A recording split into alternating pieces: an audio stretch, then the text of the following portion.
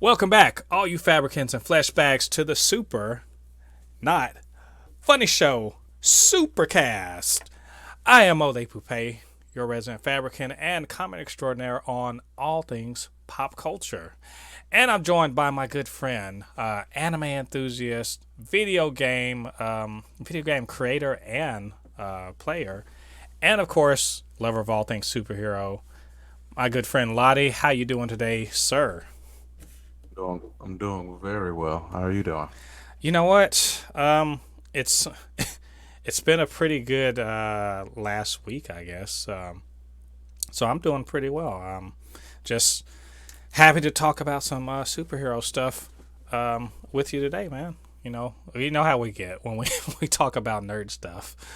Yeah, we'll So go and on there's for a long now. yeah, yeah. I mean, yeah, just set us going, man.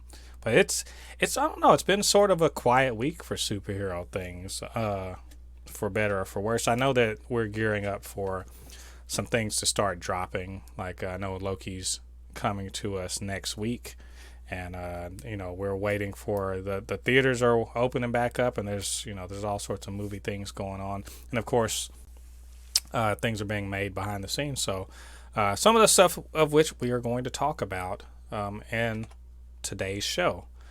So you guys, for all you Fabricant and Fleshbags out there, we like to get down and talk about all the developments in the superhero space when it comes to TV, movies, or video games. And so we're going to kick everything off today with our super news. First of which it's going to be something. We're going to start with Marvel news this week. That's most of what's going on this week.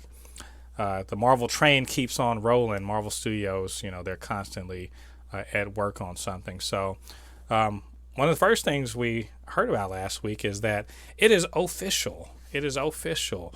Oscar Isaac, who you may know from many things, but of course he was Poe Dameron in the Star Wars sequel series. He is now officially Moon Knight. He's the sort of Batman that also maybe has some superpowers because of an Egyptian god, and also probably a little crazy because he's got multiple personalities. Um, Lottie, He's sort of like Batman. yes, well, yeah, he definitely sort of like He's Batman if Batman were all like white. So, so what do you think about this? I'm assuming you're familiar with Oscar. I know you're not a huge Star Wars guy, but Yeah, I'm familiar with the actor. I'm not too much familiar with Moon Knight, but I know about Moon Knight. I've always I've heard people talk about him, and I've always tried to get try to learn more about him and try to read about him. It's amazing to me how I was actually having this conversation with one of my friends yesterday or the other day. We were talking about how Marvel they don't have the backbone that DC has, where a lot of those superheroes they have so many movies to make. DC can make so many movies because a lot of their superheroes are so iconic. But for some reason, Warner Brothers doesn't make that great of movies. While Marvel, on the other hand, they have a lot of characters that nobody knows anything about, and somehow make a good movie or TV show out of it. right. Well, I And mean, that's just a yeah. testament to the writers. Well, the thing about Moon Knight is, Moon Knight is again, he's basically He's not really Batman in the sense that he's got the tragic backstory, but his he doesn't have really any powers. He's got money, he's got gadgets and stuff like that. There's this mystical aspect to his character. So he's what I would call a bridge character between the more realistic side, more like Hawkeye, and then the Hawkeye and the Black Widows of the world, and then Hmm. maybe the Blades of the world, because he's sort of in between there. And also he has this whole mental illness thing, and his rogues gallery, they're not so out of the way that you couldn't you couldn't film them in a way that's believable. Um, but it's interesting to me. He's definitely a C-list hero, and we're getting C-list heroes now. That's how deep in the bench that they're going right now for Marvel. I do like Oscar Isaac. I think he's a great talent. He's going to be in Dune later on at the end of this year. I thought he was good in the sequel series, I think, of Star Wars, and I've seen him in other things. So, and I don't know if you saw this, but he actually released a couple of videos of him training to fight training, and it looks pretty badass. It's very acrobatic and but also very realistic. So I think you'll be very impressed. But they haven't started filming yet, but they are still in development. Next bit of news: if you're a fan of Black Panther, like I am, Black Panther, that's my favorite character in the MCU, straight up. And I did love Black Panther, the movie and wherever he showed up. Well, we heard late last year during the Disney investors call that they are developing a Wakanda Disney Plus show.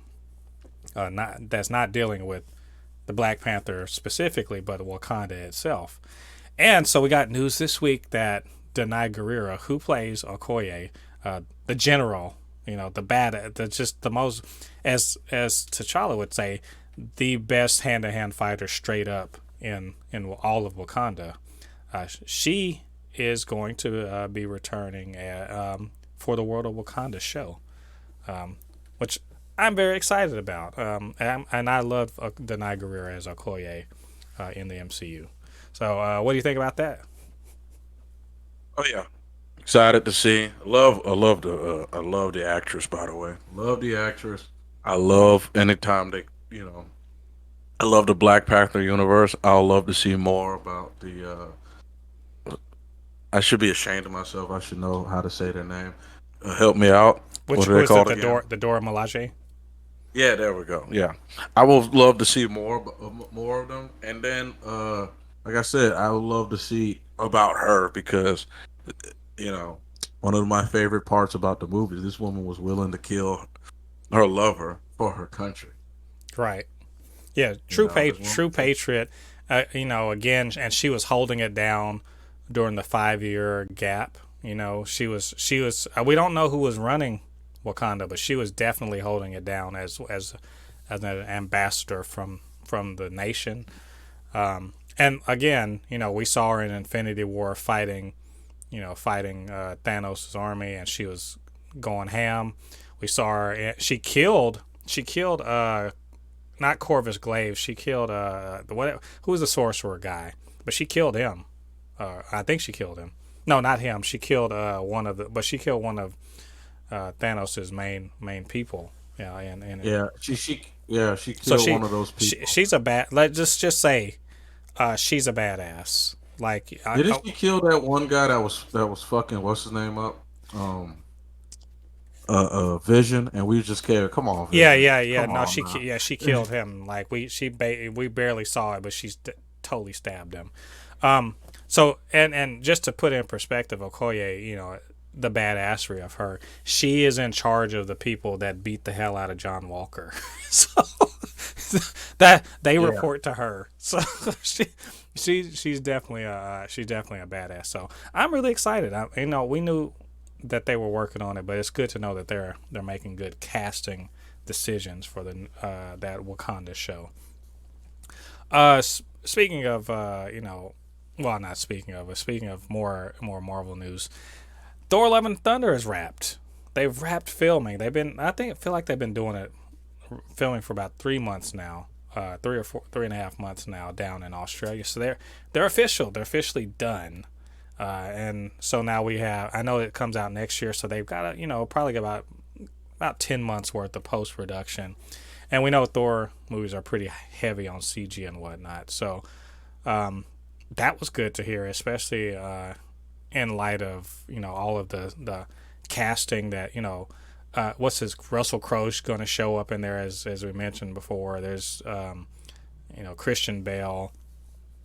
There's all sorts of stuff going on, and Taika Waititi.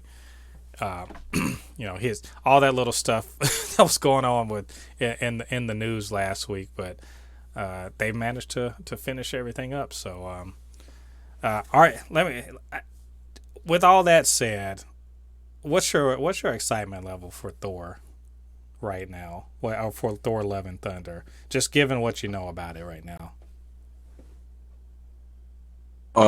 My excitement level, honestly, I know a little bit of what's going on in it, but the thing about it is, my excitement for Thor: Love and Thunder is extremely high, and the main reason why is because Thor Ragnarok was good as hell, and I loved how what they're doing with Thor in general. Now that he's with the Guardians, it's just I'm so excited to see another Thor movie. Loved it. Love Exactly. Thor. I love that they're sort of like letting the character finally spread his wings. You know what I mean? Yeah. Well, I like that they lean into the fact that you know Thor doesn't have to be all serious and shit all the time, and also that Chris Hemsworth, he's good with comedy. He's got a good comedic timing, and Taika Waititi is just he's one of the most hilarious people, in entertainment nowadays.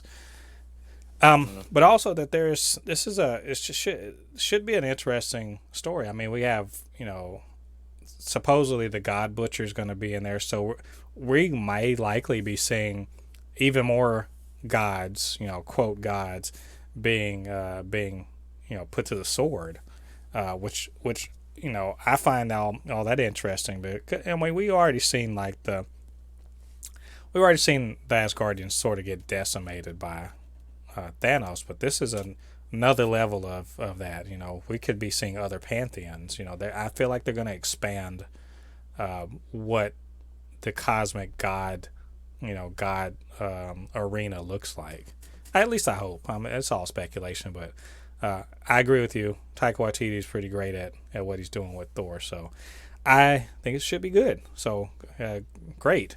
Um, Speaking of things that are finished filming, um, I don't know how excited you've been or been looking forward to Hawkeye, but I'm a big Hawkeye fan, especially from the comics. I think that Hawkeye he got a little bit of a story in the Avengers movies, but we don't really know too much about him. So I was really happy to hear that they were going to be expanding on his story with the TV show, and that it was going to involve Kate Bishop, who I anticipate when this is all over is probably going to take on the mantle of Hawkeye. And Kate Bishop, I know from Young Avengers, and so this all looks like they're setting up this is a long term plan by Kevin Feige and the story group at Marvel. So I've been really looking forward to this, and according to a couple of directors on the show, they've got the director's cut of the show finished, um, which means that they just really need to sense. Well, director's cut is usually too long, so they really just have to edit it down into reasonable size episodes and also get the post production done on it, which means we're definitely on schedule to get it by December, which I think is when it's supposed to come out. So that all that said, that's a mouthful.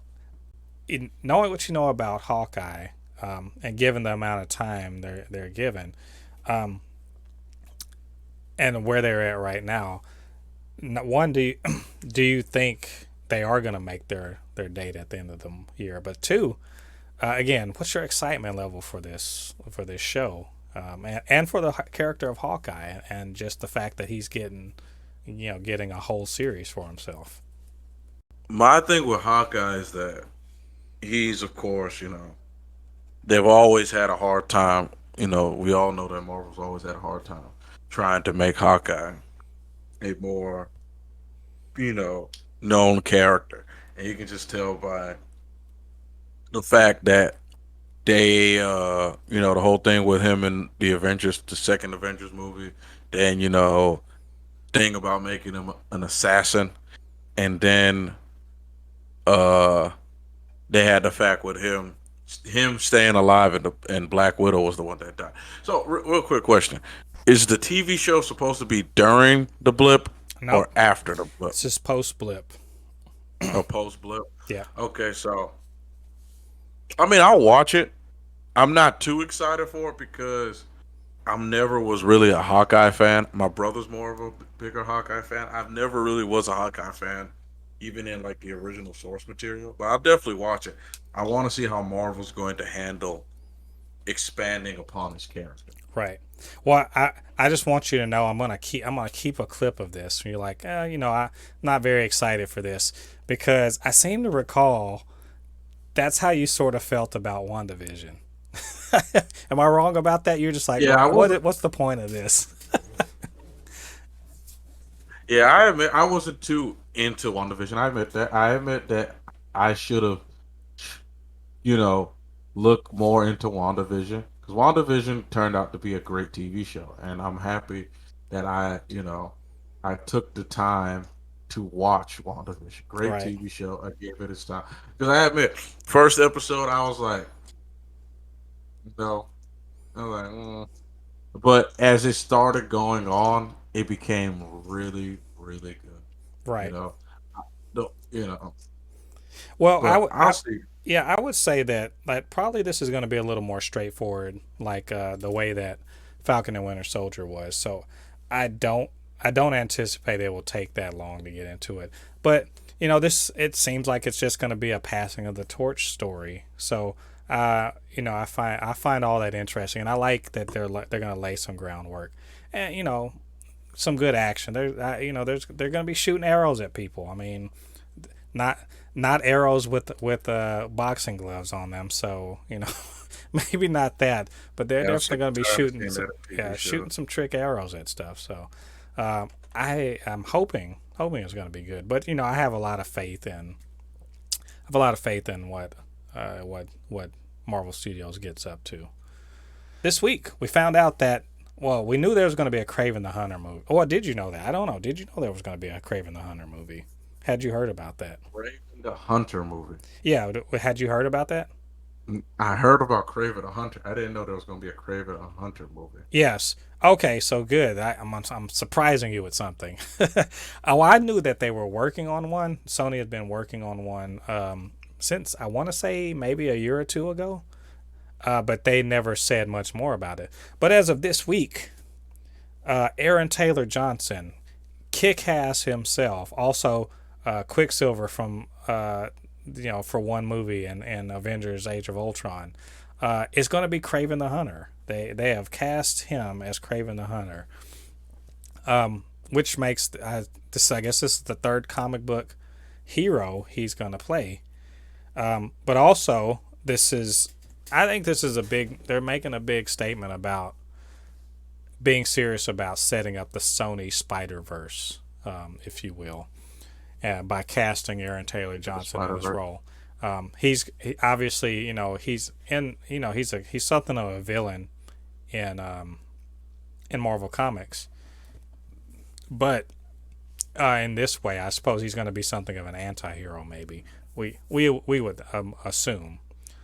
So I don't know if you know a huge amount about Aaron Taylor Johnson, but I know you've seen those two movies I just mentioned to you. So now that we have a Craven the Hunter cast, what's your excitement level for this particular property? Which again is it's in early days. I mean, but they have cast somebody. I you know I do want to see what they got for Craven the Hunter. Craven the Hunter was one of those characters that we saw so many times in like the '90s Spider-Man TV show. I am Craven. You know, Mm-hmm. hopefully they don't have him like he wasn't the stupid. What was that spectacular Spider-Man where he talked in the third person? Right. Please, for the love of God, do not have him talk in the third person, please. Oh man, Craven. Yeah, that I think this is a chance to really sort of recontextualize the character who, he's a big game hunter. That's at the end of the day, he's a big game hunter that gets tired of catching lions or shooting lions, so he decides to shoot at Spider-Man, and to hunt the what they call the most dangerous game, and that he turned out to be a formidable foe for Spider-Man. The question is if he's the if he's the lead of the movie, how exactly are they going to go about this? Because it's pretty hard to make a villain. I mean, it's not impossible, but just hard to make a villain be the main character, especially in a superhero universe. And I guess the next question after that is, how is this all going to connect? Because everything's got to connect, right? Everyone, we all need our multi, or our big connected universes. How does this connect back to Venom and Morbius, which is coming out next year? And how does it connect to, ultimately, how does it connect to Completely forgot Spider-Man? about Morbius. I'm sorry. I completely forgot about Morbius. It was supposed to come out this year too, but they moved it back to next year. But how is this all going to come? Because let me tell you, the Sony Pictures president is making no noise about how they're planning to have it all sort of connect. He's sort of hinting at it all, but everyone sees the MCU making big loot, and DC's sort of trying but not really making it happen too. And I think Sony is making it making a move to also have a connected universe. So if that's true, how is this gonna how's this gonna fold into all of that? So it's big moves going on right now. But I think it's something we're gonna see a year or two from now. Not at the end of the year, not next year. Yeah. But speaking of DC, so we got a couple things with DC. Well, we know I mentioned, and this is sort of related to Marvel too. I mentioned last week that they're developing a Superman movie, and it's rumored to it's going to be written by Ta-Nehisi Coates, and rumored to be about a black Superman, and that's a big to do that we talked about before. But Ta-Nehisi Coates, as I mentioned also before, that he has been writing Black Panther. He's writing Captain America in the comics and Black Panther right now, and some of his Black Panther stuff got put into the Black Panther movie a few years ago. Well, he's wrapping up his run on Black Panther right now as he transitions over to Superman, and this is actually kind of a big deal for me as far as the movies is concerned. All these movies that we see that we love, they're all coming from comic books, right? And comics are notorious. They've been notorious over the decades as being an industry that really kind of screws the creators of these things. Not could be because the idea is that, hey, we hire you to create things. Whatever you create is ours. Makes sense, right? And yet, when someone is sort of trying to make a living in an industry that doesn't pay well and doesn't provide insurance or any kind of benefits or anything like that, they just give you a paycheck, and there's not a great paycheck in the first place. There's enough to keep you going. People like Jack Kirby and Steve Ditko and all of the many comic book writers and artists over the years, many hundreds, thousands of comic book artists and writers over the years have created some pretty big stories, some pretty big things.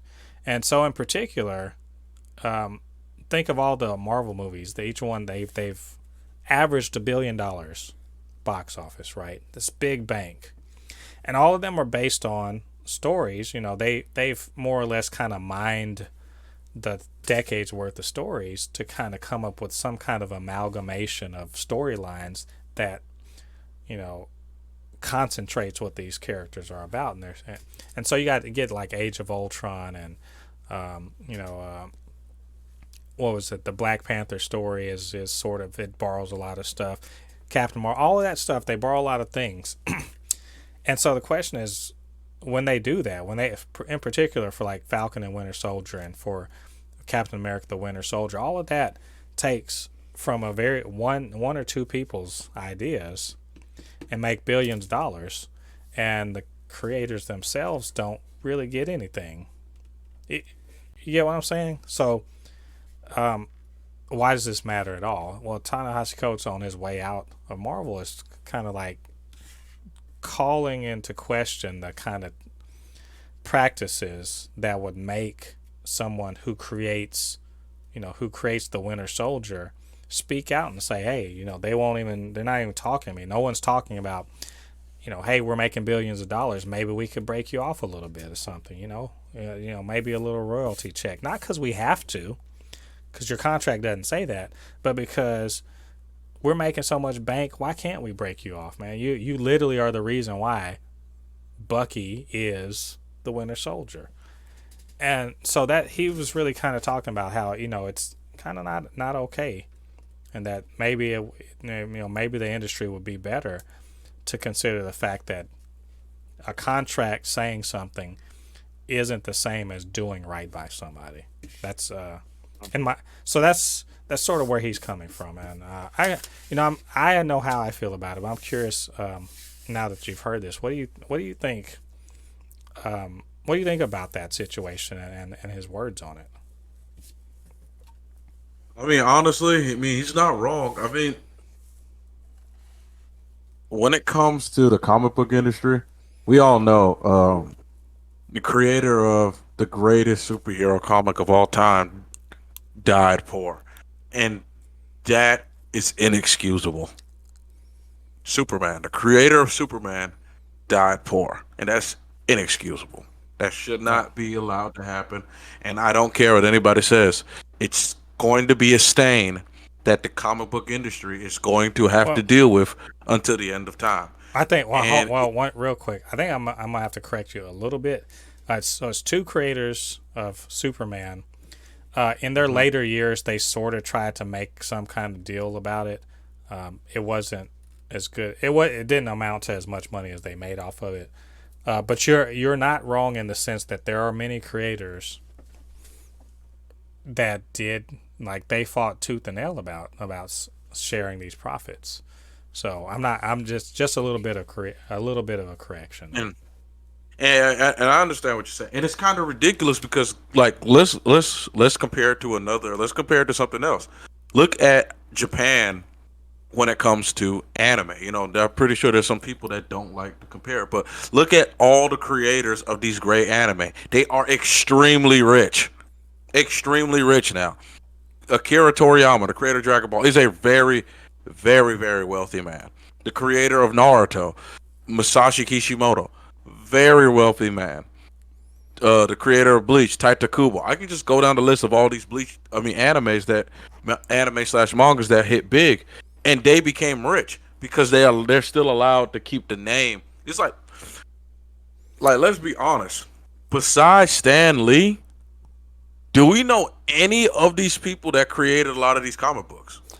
You know what I mean? Do you know? Okay. So what's at hand here is that there are some, and it depends. The ones who do make it big, they don't often make it big by writing for Marvel or DC. And it's because, again, that work for hire contract. The question is I get it. They signed a contract. Now, why did they sign a contract that wasn't super favorable? There's all sorts of reasons why people. You follow professional sports. There are guys who sign non-ideal contracts because they got mouths to feed, right? They got bills to pay and mouths to feed. So they've signed non-ideal contracts, and they're just trying to get on. That's why that happens, and it has been taken advantage of in the comics industry. They say you're work for hire, so whatever you create is ours, and they're right. The thing is, legally speaking, they are correct. That's not in my mind, that's not really the question. The question is it right? Because being legal and being right aren't the same thing. And to me, this is about how you treat people. This is about how you treat the people that work for you. And if you're going to tell me that, okay, I create this widget, then no, you don't know and I don't know.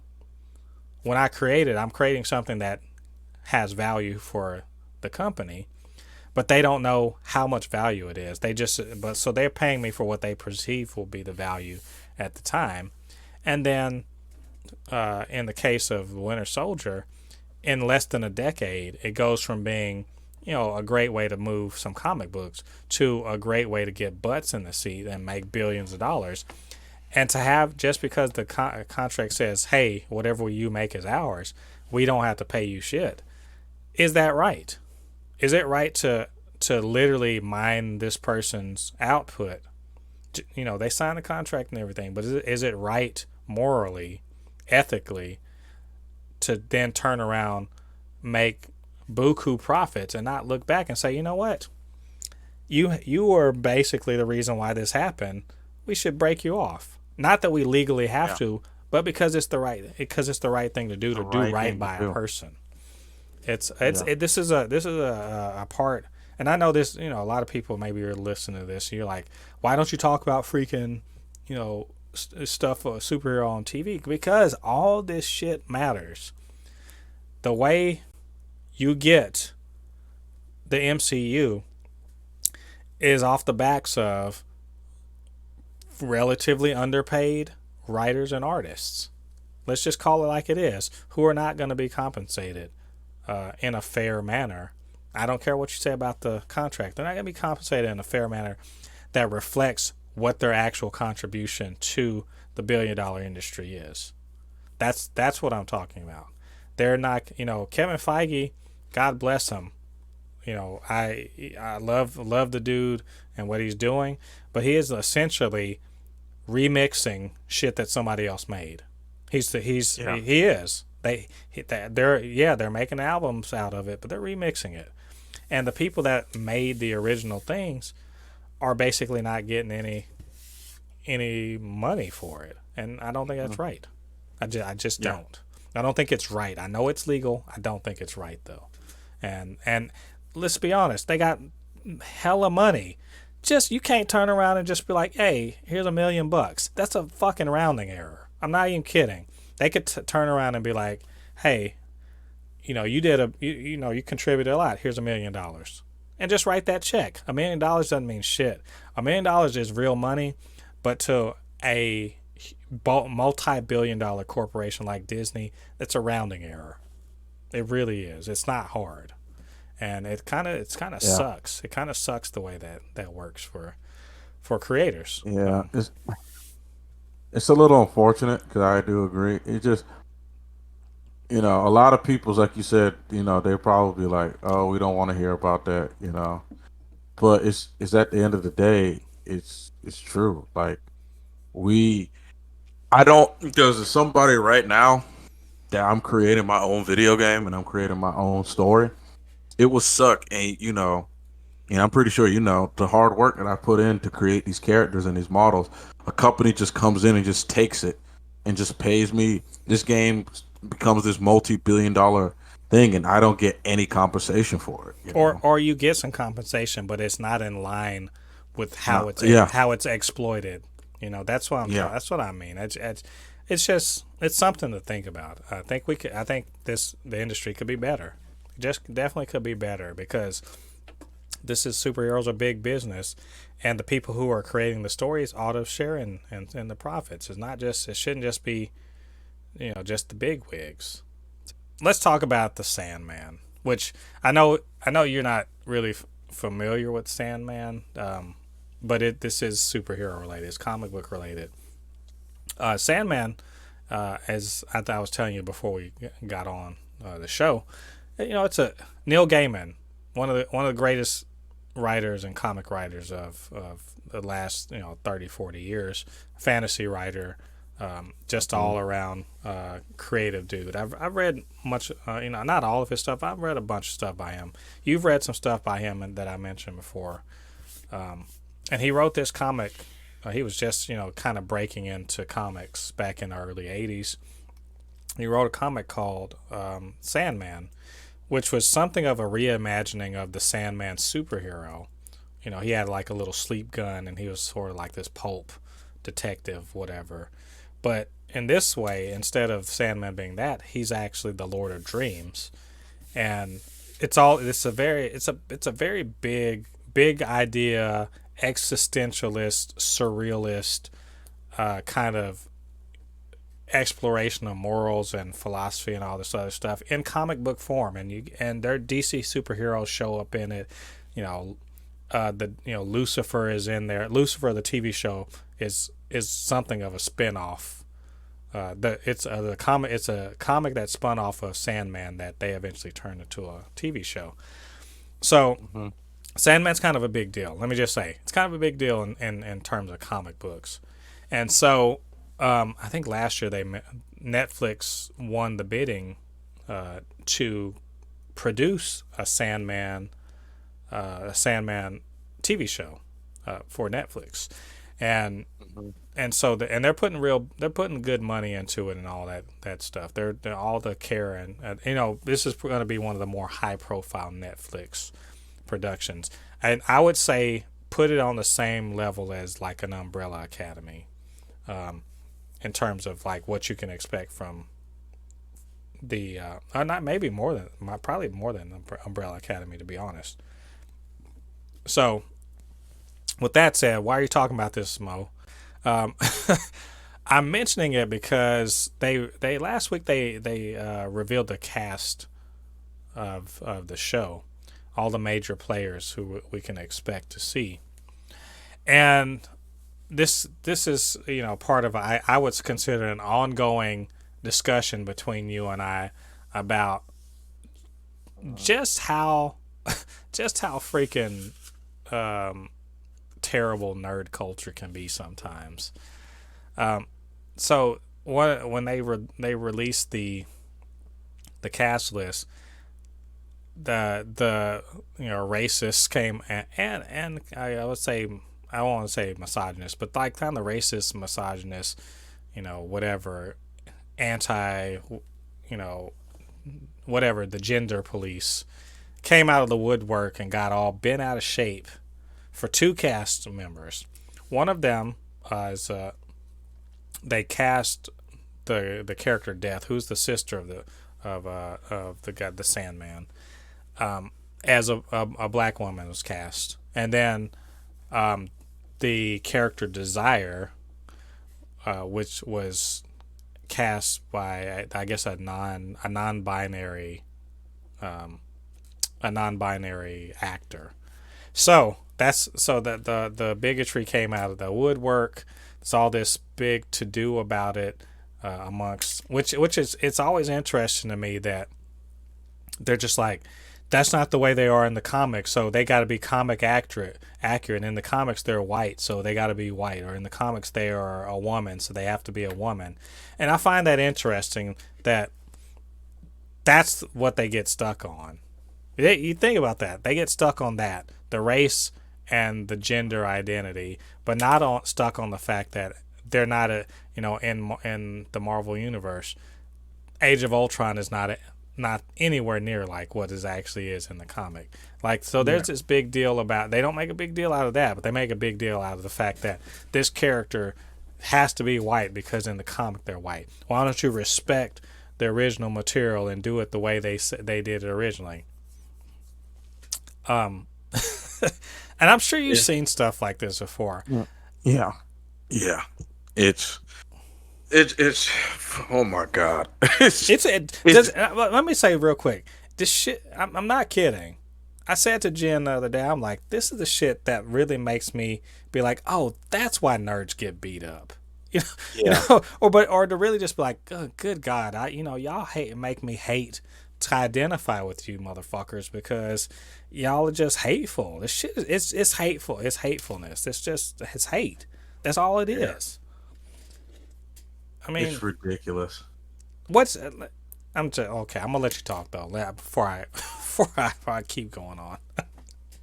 And I don't blame you because it's true. It's like, I don't understand why like they get so bent out of shape when things like this happen. Because listen, I'm all for, I don't mind when a character, like for example, side characters or anything, they change their race or whatever.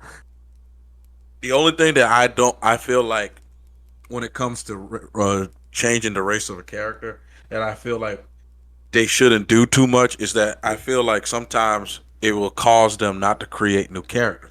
But at the same time, it's just crazy how people will get so offended if there's a female character or this character doesn't look like how they do in the comics. They're like, "Oh my god, they picked in the comic book, she's this short, skinny white girl. Why are they picking a muscular girl? No, this is not what it's supposed to be. Oh my god." Did you ever hear people that bitch about Hugh Jackman not being a short,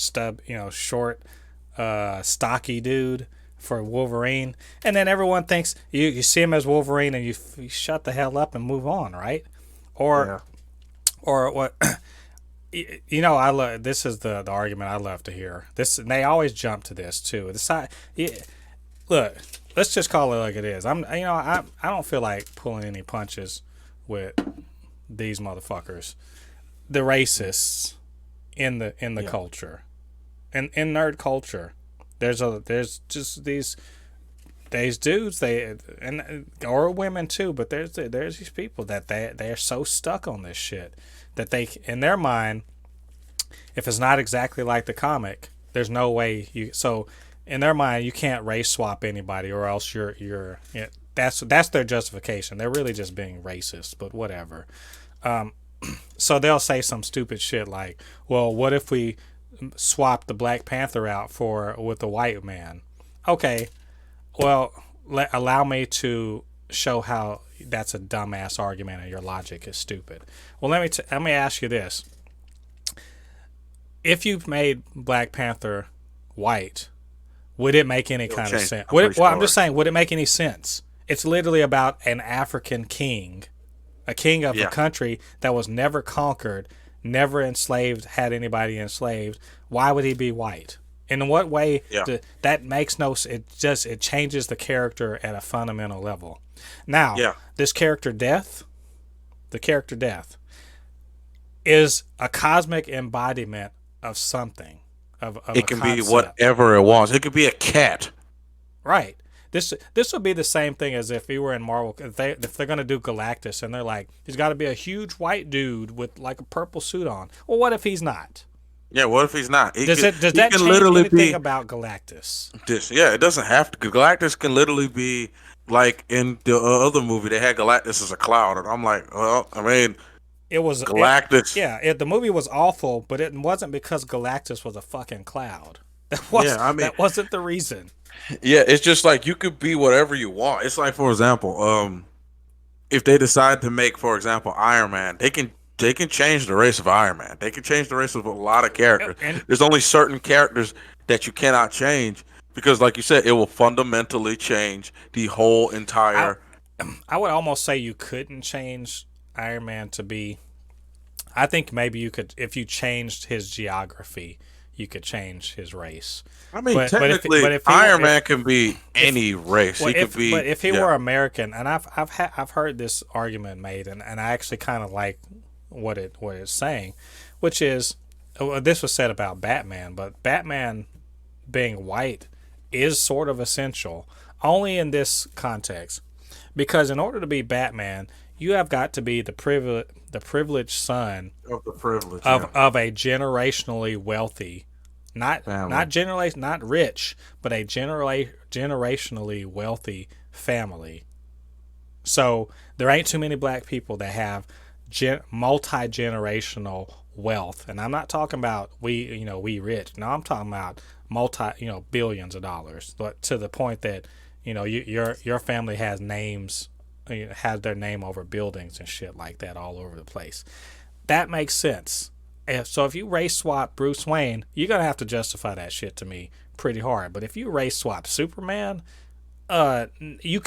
Superman's not human. He could be if he could have been blue. So him looking like average white American was a happy coincidence or maybe it's not a coincidence because white people created him. Why wouldn't that be true? So, but if you race swap him, if you made him Asian, it wouldn't bother me because I'm like, he's not human. He doesn't have to look like us. The fact that he does look like us at all is a happy accident. You know, it's a happy accident of his biology. But he could have been any race. He could look like any race. And so this whole deal with making a big deal out of this black actress being deaf is so idiotic. You know how idiotic it is? It's so idiotic that you literally have people telling the creator of the story, Neil Gaiman, I'm not kidding you, on Twitter, people are fucking tweeting to him, telling him that it's all this wokeness and forced diversity and shit like that. It's crazy. Like, this is not what the author intended. And the author himself is saying, yes, I do. What are you talking about? I'm the person that wrote this. How are you going to tell me what I intend? It's fucking stupid. It's like, for example, my character in my video game that I'm making, she is deaf. She's a black female character, deaf. Deaf can be whatever you want to be. I mean, I just find it just so aggravating that, you know, like you said, I embrace being a nerd, but it feels like, and it's just so more and more. Sometimes I talk to some of my friends that are not as, you know, as much of a nerd as me, and I say sometimes I have to sit back and realize something, that there are a lot of like nerds. Like, now I can see why people didn't like you said, I can see why some people didn't like nerds, because they were usually racist, bigots, and just downright, you know, assholes, you know. Right. And I was a nerd, and I got along in school a lot because I was myself. I was not trying to, you know what I mean? I embraced I embraced me being a nerd, but I wasn't like how a lot of these other people are, where they're like, oh, we want to see this character always be white, or we always want to see this character not be a chick, or if they're gonna put a chick in a comic book role, she has to be good looking, she has to be fine, she has to be this ideology of what we think of. And that's one of the main reasons why I'm creating my video game character. You know, if any of you guys want to follow me on Instagram, Ano Kinihun, you'll see my character. She has a shaved head. She doesn't have long hair. She has a shaved head. She has scars on her face. She's muscular. She is what a warrior is supposed to be. Right. My character is going to break every single female comic book / video game trope. Every single one of them, she's going to break it. Are you doing you're doing a checklist, like, let's make sure, all right. Yep. She can't be wearing an unrealistic outfit that doesn't make any sense when you fight. That's my thing, is like, just think of the, you know, I'm not gonna belabor this too much more, but like, think of the stupidity that's required to be like, I want it to be just like the comics. And I'm like, okay, so you want it to be just like comics that were created like in the 40s, 50s, and 60s, when it's pretty demonstrable that the societal, at least by the people who are making it, the societal attitudes towards minorities were pretty fucking terrible. So we want to make sure it's just like that, right? We want to reflect that so they talk about forced diversity. I've said it before. They want to talk about forced diversity. How about the forced non-diversity, that when all of these things were more or less brought to life? There was, when Superman was created, forced non-diversity was the cultural rule. When Batman, when Spider-Man, you know, the fact that you know, these were created in a time where the ideal was to show as little diversity as possible, and you want to fucking reflect that because that's what you grew up on. Why don't you grow the hell up? Let's try growing up, period, and realize we're not in that time anymore. And these things have got to be, like I said before, recontextualized and kind of, you know, rejiggered to work in our current culture. That the characters work, but not every aspect of the characters work. Hell, Batman. How many fights have you heard? How many online fights have you had or heard people have talking about whether or not Batman kills people? Batman, as originally conceived, had a gun and shot people to death. Yeah. So don't give me this whole the original creator shit. if the original creator Neil Gaiman says this is the way it's gonna be, if you go make your own damn Sandman shit. But the man himself that made the defining run is working on the show and is part of the decision making process, and he says this is good. It's time for you to shut the fuck up. I'm just saying, just shut the fuck up, because I think he knows a little more than you do. Not you, obviously, but you, racist nerds out there and bigoted nerds, you know what? Learn something about being an outcast for a change. Just because we've inherited the world doesn't mean we got to forget where we came from. All right, off my soapbox. And that, you know what? On that note, I think we can end our news segment, which was also a soapbox segment. There's more news items out there, obviously related to superheroes, but we can't cover it all. So if you guys do have some topics you wanted for us to cover, you can always head down to the comments. Hit us up down there. Let us know some stuff you're thinking about. Of course, you can always email us. It's supernotfunnyshow@gmail.com or on Twitter at supernotfunnys1. Let us know any news that you want us to cover. All right, Lottie, you ready to move on to our main topic for this week? One that you picked last week.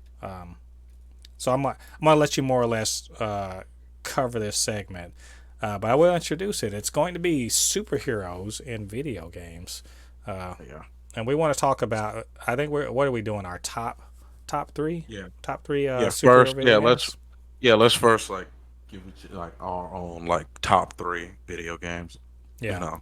Well, I do.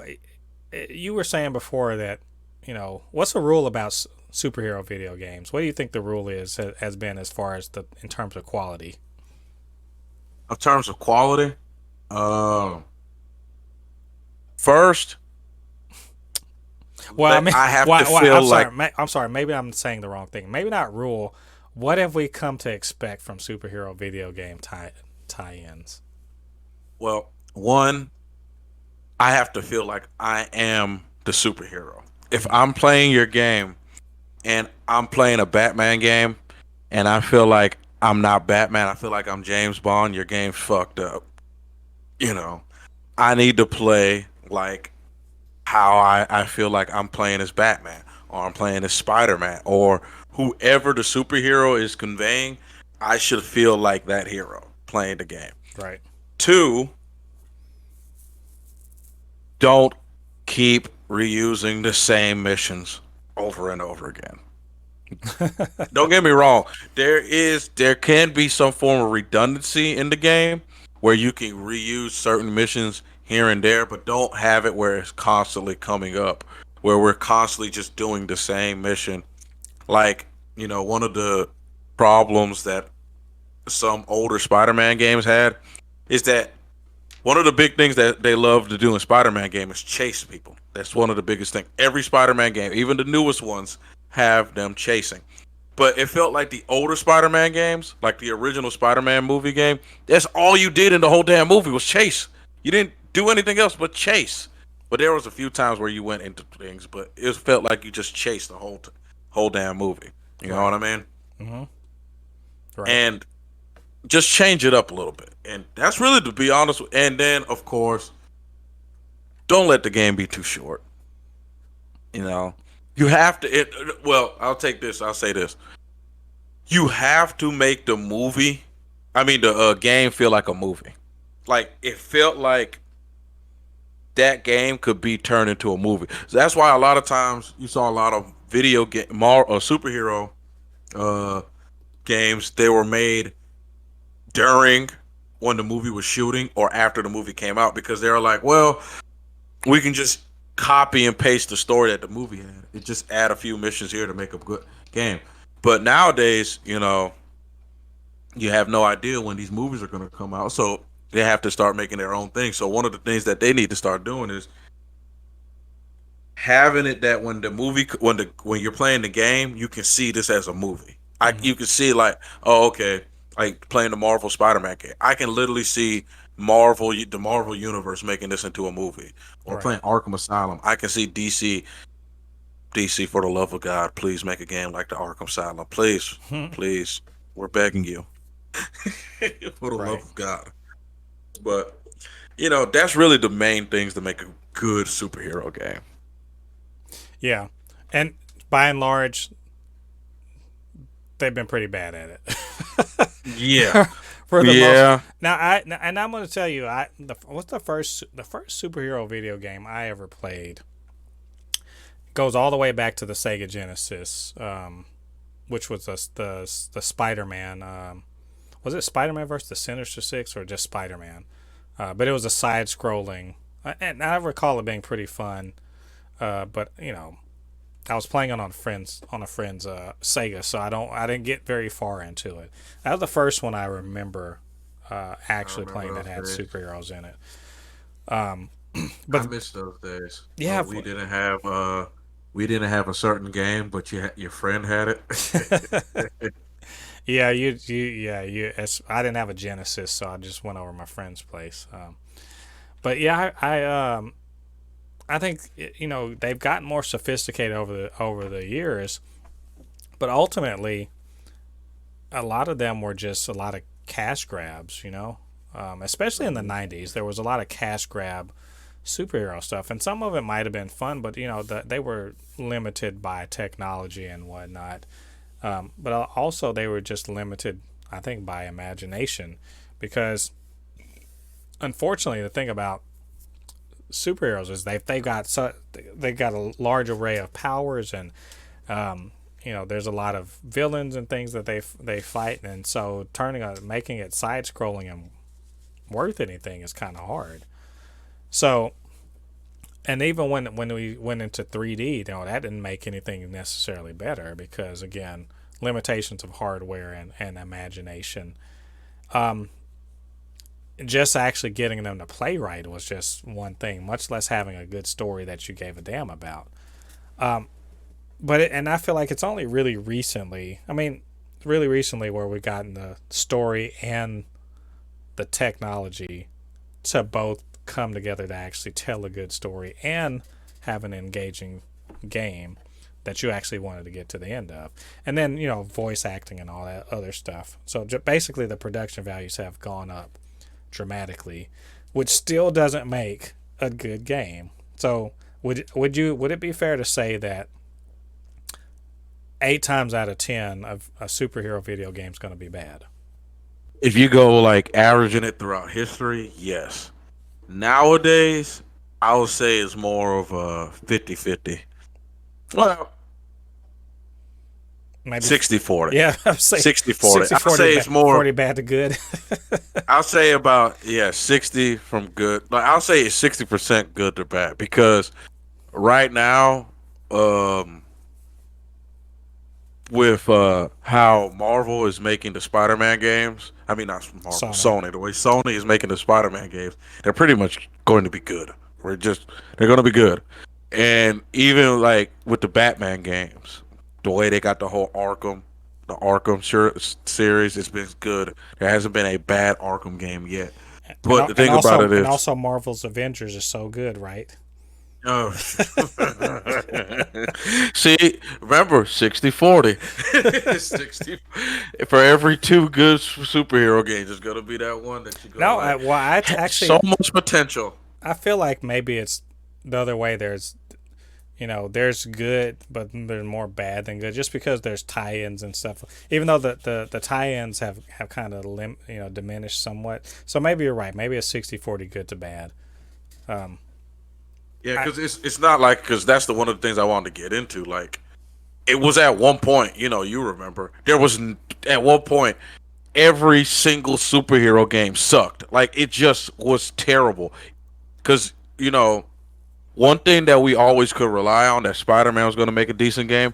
At this time, during the late 2000s, and going into the early 2010s, it didn't matter unless it was Batman, which was the Arkham series. The superhero games fucking sucked, and I'm talking about terrible. One of the worst games ever made type stuff, and it was just crazy how bad it got. Because it wasn't always like that, It's like how you just said, one of the first games you played was this, and it was like, one of the first superhero games I ever played was the X-Men game on Sega, which was hard as shit. Couldn't get past the first level, so I think I'll call that bad. But one of the first good superhero game that I ever played. Well, I'll say, okay, I won't. I'll say, okay, the first good superhero game that I played was like those classic beat 'em up games. But I can't really give you credit for that because they all use the same damn moves and engine. All you had to do is just put a character on top of it, a sprite on top of it, and just call it something else. So I can't give you credit for that. Right. But the first good immersive superhero game I ever played was Spider-Man Friend and Foe, the one that came out on Sega Dreamcast and PlayStation. Great game. One of this classic. Is this classic. Is this one of your top 3, or this is? No, it's not in my top 3. Hell no. It's good.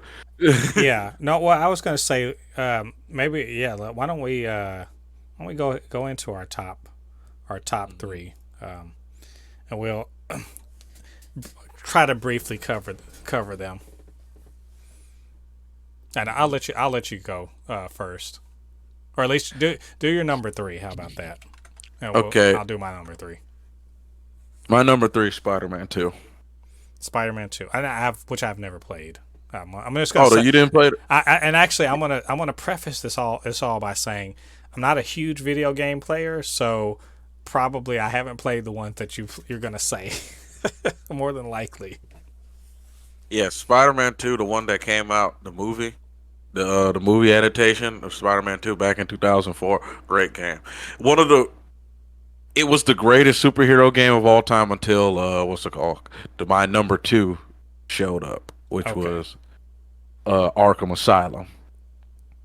You know, right? Arkham Asylum was not only was it because the Spider-Man game was a great superhero game, but it was just a good game.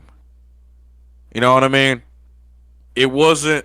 It was it was the greatest superhero game of all time, but it was like, compared to other video games, it was good at best. You know what I mean? Mm-hmm. But then, what's the call came out? Arkham Asylum. Arkham Asylum was the first superhero game that was a great game. Like, it was downright. You didn't have to be a fan of Batman. You could literally be just a video game fan, and that game was a great game. Just downright. Right. It's the first time ever in history that they showed that they could make a actual great superhero game. Like, that game got 9s down the board. And it was the greatest superhero game until this game came out. Marvel Spider-Man. Marvel Spider-Man, not only is it a great game, it's a great superhero game. It's a great game. It's a fucking masterpiece at the same. It's all of those wrapped up into one. I don't give a damn if you hate Spider-Man. You will not hate this game. You will love this game. That Marvel Spider-Man game is one of the best games I've ever played, because I've never played a game where it was literally, I felt like I was Spider-Man. Right. Felt like I was playing as a superhero. It was paced so well. Story was engaging. It had all the emotions. It literally felt like, damn, this is the best Spider-Man story I've ever seen in my life. Right. Honestly, I have not seen any movie come close to the video game story. Right. That's ridiculous. It's a video game. Yeah. No, I feel you on that. Well, we're in agreement on a couple of these. I absolutely do agree with you about I've only ever played Batman Arkham Asylum, and I think that even not having played the other ones, I feel like that I've got maybe the best out of the series. I don't know if that's true or not.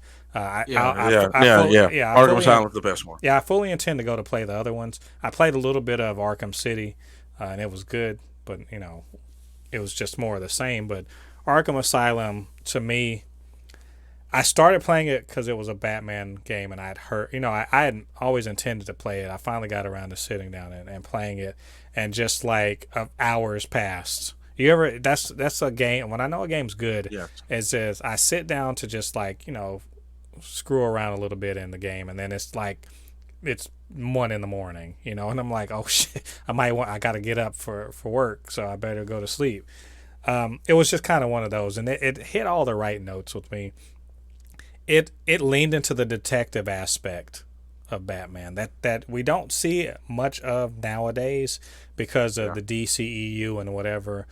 But he's a great detective, so having all of his detective yet and having to sort of pay attention, not just, and then you do all the investigating, and Joker's kind of running the show and everything, and he's got to face all of his worst villains, and he doesn't have everything he needs, and he has to sort of like get his whole arsenal together. But then they throw in a pretty novel and immersive combat system that rewards paying attention, that rewards defensive play, but also rewards, they reward your combos, they reward spatial awareness and all that stuff. It's a pretty deep combat system that once you get into it, when you stop button mashing and start paying attention to what you're doing, just makes you feel like you beat the shit out of some people, like with flair and like Batman would. It makes you believe that Batman can fight 20 people and actually come out of it. So I thought and between that and all of the whole, collect all these things I'm a sucker for, I love the shit out of it. You're right. It made you feel like it felt like you were Batman in that game. On a similar note, Marvel Spider-Man, which I was late, was like 2 years late coming to, but when I finally got into it, once again, but for the same reason, it's like the makers, which is Insomniac, right? Am I right about that? Yeah. Yeah. It's like they took all of the great lessons that Batman Arkham Asylum, that Rocksteady did with Batman Arkham Asylum, and they took all those good lessons, and then they applied it to how you would approach Spider-Man. And so you're right, you feel like the web swinging is, I mean, you could just sit there and web swing all day and just never do anything else except see how cool you can be as Spider-Man, swinging around. But they also incorporated great combat mechanics and a great leveling up system to really kind of engage you in side missions. Had great side missions, excellent voice cast, great story, which I'll say this, a better story than Arkham Asylum. Much better story. It's the one of the few times playing a video game I actually teared up was playing Marvel Spider-Man. Just an all around an excellent game that I think you can go back to, and it's it rewards the perfectionist in you, but it also rewards someone who just wants to get to the end of the game. You don't have to 100% everything in order to feel like you accomplished something. Yeah. And also just all the collectibles. I mean, come on. I'm a sucker for that. Like I said, the game was a downright masterpiece. It was just a downright masterpiece. Yeah, absolutely. For my third one, those are my top two. My third one, I'm kind of torn on this one, so I'll give it to two. One, because this is for pure nostalgia, was the X-Men arcade game, which was a 4-person beat 'em up, side-scrolling beat 'em up. That was it's just fun. Let's just call it. It's just fun. You can go around being an X-Men, beating the shit out of Sentinels and bad guys and everything like that. And you have Wolverine and I'm trying to remember, was it Cyclops? I think Storm and maybe Colossus, if I'm remembering this correctly. And they were just, of course, their character archetypes, whatever. It's beat 'em up, side-scrolling beat 'em ups are awesome. You don't get a Scott Pilgrim versus the World side-scrolling beat 'em up if you don't have an X-Men the arcade game. It was during the heyday of the arcade days, and I just remember throwing so many quarters at it. So I love that game. It's real retro. It's retro now, but at the time it was a pretty groundbreaking bit of coin op beat 'em up from Konami. But I will also throw in Marvel vs. Capcom. Oh my God, I'm mad at myself. It's okay. It's all right. Oh, It look, Jesus, Marvel versus it's Capcom, and I'm not good at. Let me tell you, one of the greatest fighting games of all I'm time, not too. good at Marvel versus Capcom. I'm terrible, but my God, I love drill clawing people Yeah, in that game. It I'm was it, mad that I forgot about it's that game. you know what? I'm just gonna say I'm not good at the game. I really like that they incorporated so many characters with a diverse, move set. It's someone that has the time and the inclination to get good at it can kick the shit out of you. But it looks so good. It's so true to both the Capcom side and also the Marvel side. And in a way, you also got like the X-Men fighting game. There's a bunch of spin-offs of it that led to ultimately Marvel versus Capcom Infinite, which I know you liked a lot. So I'm going to shut up Yeah, because I know you have a lot to say about it. I fucking loved Marvel vs. Capcom. Oh, Are you I kicking yourself? grew up. I grew up. That's oh man, I'm so mad that it just slipped my mind. I it's this game was one of those games that changed my childhood because I grew up with Marvel vs. Capcom. Like Marvel vs. Capcom came out right when I was between the age of 6 and 7, and it's one of those games that just changed my whole world. Like it's just like see people like a lot of the younger people, they won't understand how big of a deal Marvel vs. Capcom was because what you know what I mean?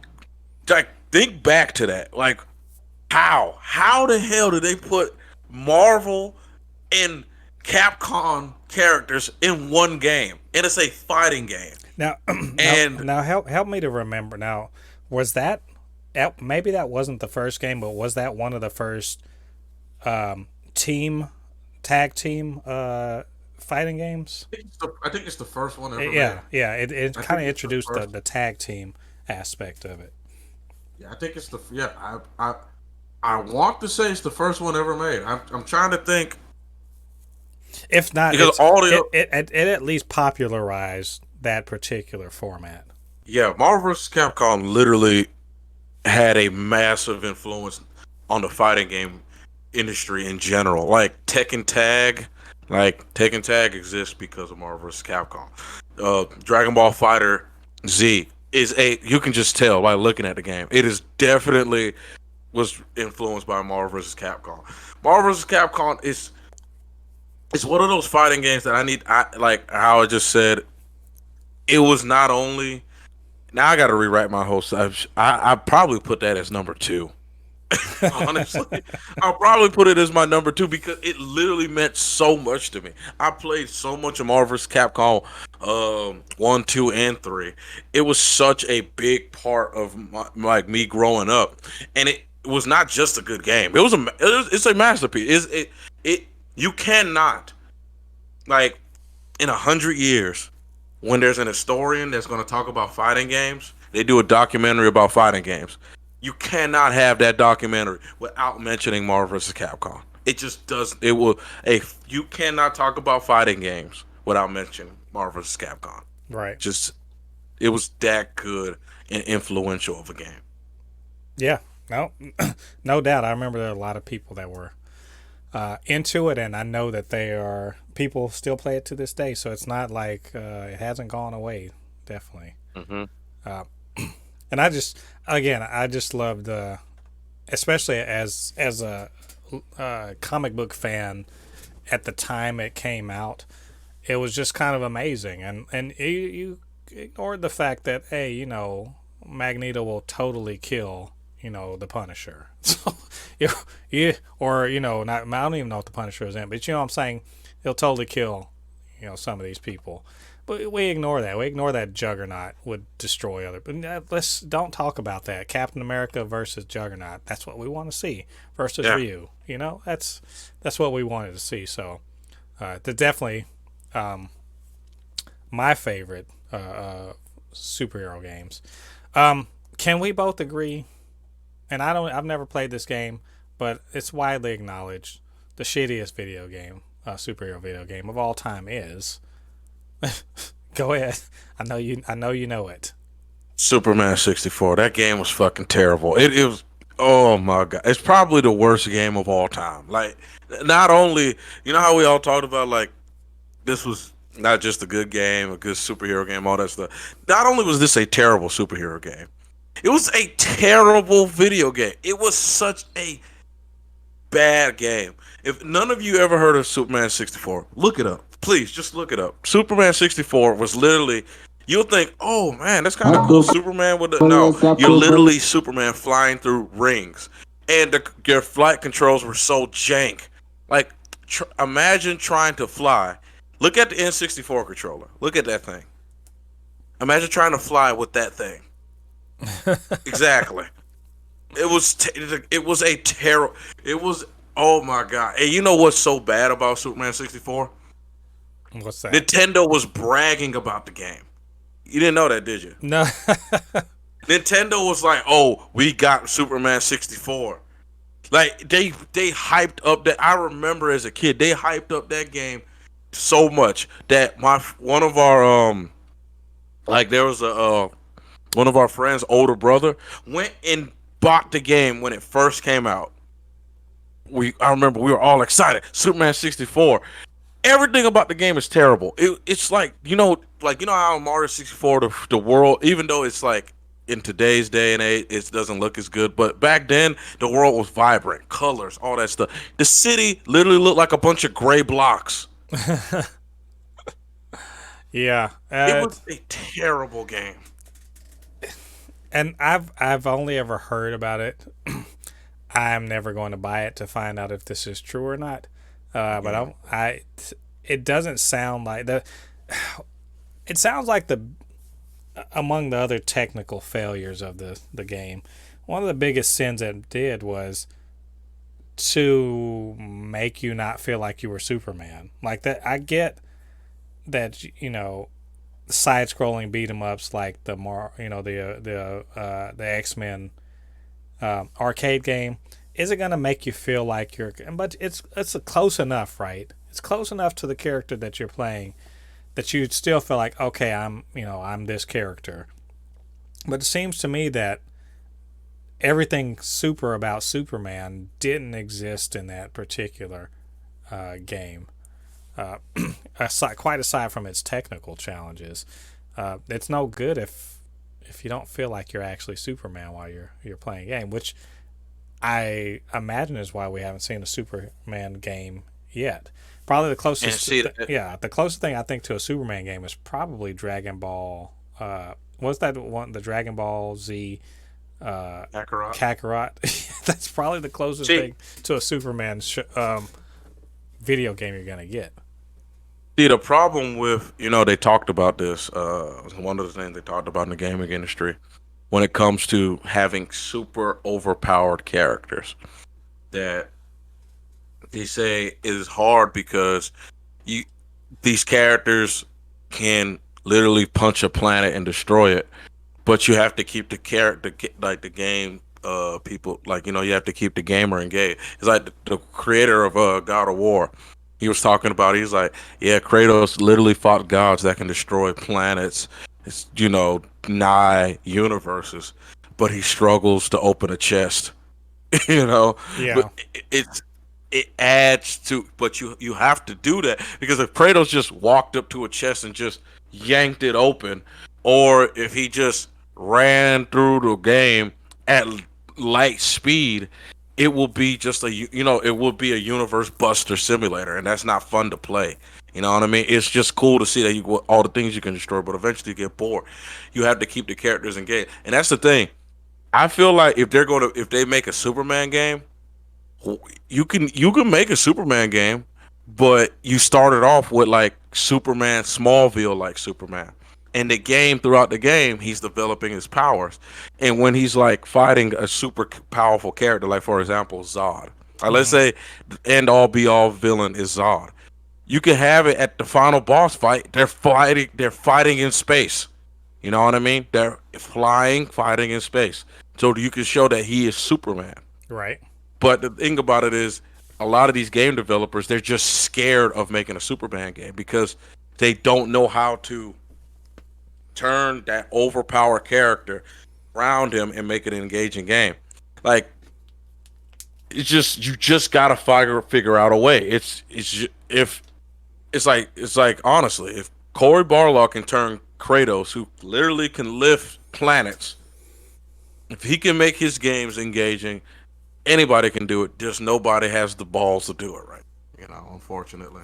Yeah. Well, I mean, I think it's like any, to bring this back around to something that's a little more in my wheelhouse, which is movies and TV. You need the right person with the right pitch, or in this case, the right company with the right pitch and the right view, the right way of looking at the property that's going to deliver the characters and the story and the experience that does the most justice to the property. And if people don't have a good way into it right now, thank the Lord you're not trying to make it happen anyway. The world doesn't need another badly created video game that sours the taste of superhero video games in our mouth. We need more thought and consideration that went into the likes of Arkham Asylum and the Spider-Man game, and even, as we mentioned before, the Marvel vs. Capcom, that can translate the spirit of the characters and their powers and their villains into something that is a good representation that makes you feel like you are playing as that character. You have the total superhero experience, and not just some cash grab or whatever that really just makes it look bad. So, well, you know what? I like this topic, and hopefully, the next time we actually get a superhero video game, we can take some time to sit and talk about it. Just really kind of dig into that. So, thanks for the topic, Lottie. I enjoyed that. Now I'm gonna go and play. I got to go play some Marvel Spider-Man because I got the DLC that I have not touched yet. So maybe I should. Yeah, great DLC, by the way. Really good DLC. All right. Well, that's the show for this week. I had a good time. Talking about all that news and the superhero video games. Of course, you guys, if you want to, contact us, let us know about what you thought about the show. Just discuss anything we were talking about.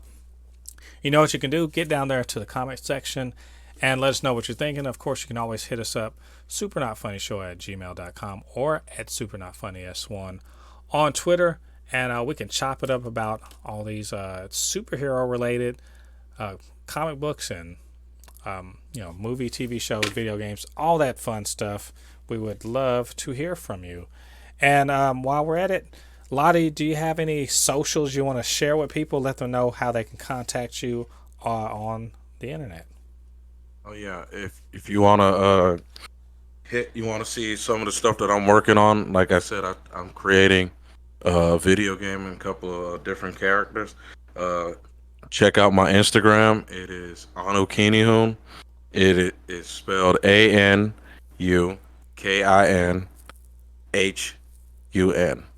And also, I have a YouTube channel called Kinihun25, which is KINIHUN25. Just hit those things up. You'll see some of the stuff that I'm dropping. Like I said, I'm creating a character that's probably going to piss some of you guys off, but I don't care. So, or maybe it'll make some people really happy. How about that? Well, we're going to be positive. Oh, yeah. We'll be positive about this. We're going to be positive about it. Yeah. Well, yeah, you guys check out Lottie's, his socials.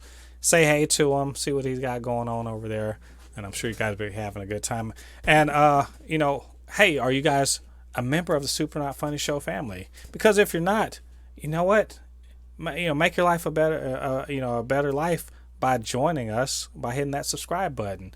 And of course, you can always hit that notification bell to let you know when we drop new content. And we do that every week. New reviews, reactions, anything else that floats our pop culture boat. All right, all you Fabricants and Fleshbags, come back next week. We're going to be doing the SUPER-CAST again. We're going to be talking about Loki episode. I think it's just going to be one, but if it's more than one, even better. But we are definitely going to be talking about Loki, which is going to be premiering next Wednesday. So we're going to be dropping this podcast a little later than normal. And we're going to cover all the news that's going to be coming up next week. So join us for that then. Until then, I have been Mo de Poupée, your resident fabricant and commenter extraordinaire on all things pop culture, joined by the great LADI, anime enthusiast, video game expert, and lover of all things superhero.